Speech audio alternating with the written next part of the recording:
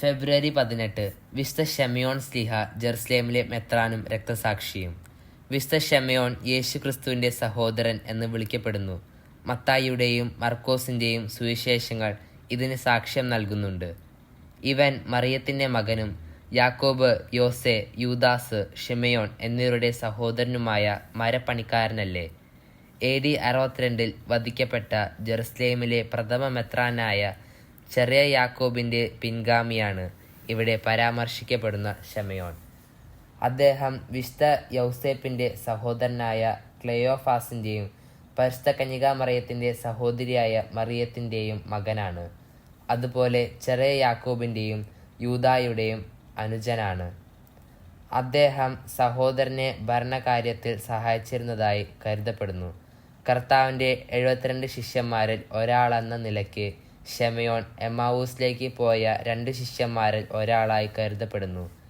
ഇദ്ദേഹം യേശുവിൻ്റെ സ്വർഗാരോപണ സമയത്ത് സന്നിഹിതനായി സാക്ഷ്യം വഹിക്കുകയും പെന്തക്കുസ്തായിൽ പരിശുദ്ധാത്മാവിൻ്റെ വരവിൻ്റെ നിറവ് അനുഭവിക്കുകയും ചെയ്തിരുന്നു.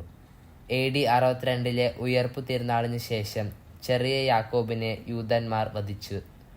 സ്വസഹോദരനെ വധിച്ചവർക്കെതിരെ ശെമയോൻ ധൈര്യമായി പ്രതികരിക്കുകയും അവരെ എതിർക്കുകയും ചെയ്തിരുന്നു.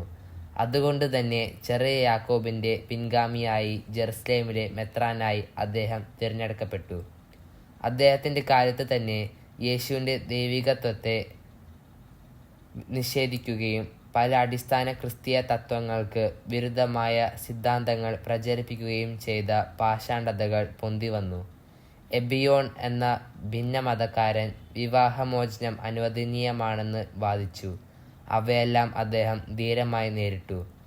AD 66 ജെറുസലേമിലെ ക്രിസ്ത്യാനികൾക്ക് അവിടെ വരാനിരിക്കുന്ന ഒരു വലിയ വിപത്തിനെക്കുറിച്ച് വെളിപാടുണ്ടായി. അതുകൊണ്ട് ശെമയോനും ക്രിസ്ത്യാനികളും അവിടെ നിന്ന് രക്ഷപ്പെട്ട് യോർദാൻ നദി കടന്ന് 65 മൈലുകൾക്കപ്പുറത്ത് പെല്ല എന്ന പട്ടണത്തിൽ ചെന്ന് താമസിച്ചു. 4 കൊല്ലങ്ങൾക്ക് ശേഷം റോമൻ സൈന്യാധിപൻ ടൈറ്റസിൻ്റെ നേതൃത്വത്തിൽ റോമൻ സൈന്യം യൂദായിലേക്ക് ഇരച്ചുകയറി. യൂദന്മാരുടെ കലാപം അടിച്ചമർത്തുകയായിരുന്നു ലക്ഷ്യം. അവർ ജെറുസലേമിനെ വളഞ്ഞു. 5 മാസത്തോളം നഗരത്തെ ഉപരോധിച്ചു. 6 ലക്ഷത്തോളം യൂദന്മാരെയാണ് റോമാക്കാർ കൊന്നൊടുക്കിയത്. AD 70 സൈന്യം ജെറുസലേമിലേക്ക് കടന്നുകയറി അവിടെ സർവത്ര നാശം വിതച്ചു. ദേവാലയം അഗ്നിക്കിരയാക്കി നഗരം നശിപ്പിച്ചു. എന്നാൽ കർത്താവിൻ്റെ അവസാനത്തെ അത്താഴം നടന്നതും പരിശുദ്ധാത്മാവിൻ്റെ വരവിന് വേദിയാവുകയും ചെയ്ത സഹ്യോൻ മാളിക അത്ഭുതകരമായി രക്ഷപ്പെട്ടു. അത് പിന്നീട് ഒരു പള്ളിയായി പ്രതിഷ്ഠിക്കപ്പെട്ടു. ഈ ദുരന്തത്തിന് ശേഷം ക്രിസ്തീയ സമൂഹം ജെറുസലേമിലേക്ക് തിരിച്ചു വന്ന് അവിടെ താമസിച്ചു. ചരിത്രം ഇവിടെ അവസാനിക്കുന്നില്ല. ഹാഡ്രിയൻ ചക്രവർത്തിയുടെ സൈന്യം 134 വീണ്ടും വന്ന് ജെറുസലേം പട്ടണം നിലം പരിശാക്കി കുളം തോണ്ടി. വെസ്പിയൻ ചക്രവർത്തിയും ഡൊമീഷ്യൻ ചക്രവർത്തിയും യഹൂദ രാജാവായ ദാവീദിൻ്റെ വംശത്തിൻ്റെ പിൻഗാമികളെ മുഴുവൻ വംശഹത്യ ചെയ്യാൻ ആജ്ഞാപിച്ചിരുന്നു. അതിൽ നിന്നൊക്കെ രക്ഷപ്പെട്ട ശെമയോൻ ട്രാജൻ ചക്രവർത്തിയുടെ കാലത്ത് ഒറ്റിക്കൊടുക്കപ്പെട്ടു. ചില യഹൂദ പാഷണ്ഡികൾ ശെമയോൻ യേശുവിൻ്റെ ബന്ധുവാണെന്നും ദാവീദിൻ്റെ വംശജനാണെന്നും ഒരു ക്രിസ്ത്യാനിയാണെന്നും റോമൻ ഗവർണറായ അറ്റിക്കൂസിനെ അറിയിച്ചു.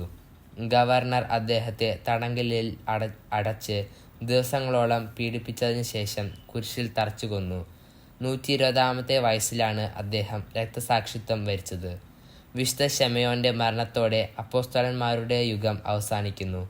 യേശുവിനെ നേരിട്ട് കാണുകയും കേൾക്കുകയും നേരിട്ട് സംസാരിക്കുകയും ചെയ്ത അവസാനത്തെ ആളാണ് ജെറുസലേമിലെ ശെമയോൻ എന്ന മെത്രാൻ. 43 വർഷം അദ്ദേഹം മെത്രാനായിരുന്നു. വിചിന്തനം: നമ്മുടെ ക്ഷണികവും ലഘുവുമായ കഷ്ടതകൾ നിത്യവും അപരിമിതവുമായ മഹത്വം നമുക്കായി തയ്യാറാക്കുന്നു. 2 കൊറിന്തോസ് 4:17.